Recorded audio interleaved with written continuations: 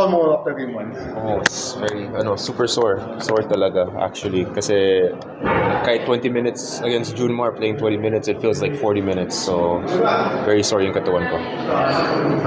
Before the series, was there any special instructions from coach team? Just, try to, get as much less touches for Junmar as much as possible. But that's a hard task, saying that. So, more of just early contact, lagging contact sa kanya, and then trying as much as possible not to give him the offensive rebound.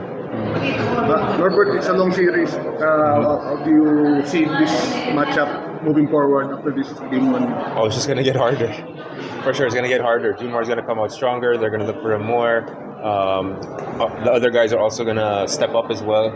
They're probably going to make their shots na. And then, so we have to adjust to that. Robert, I know yung task is primarily to defend Junior, but for sure it has to be, knocking down some positional shots, lalo nung fourth. Yeah, that's part of the game plan as well, just to stretch him out, but he's not always in the paint. So, good thing it went in the fourth quarter. Norbert,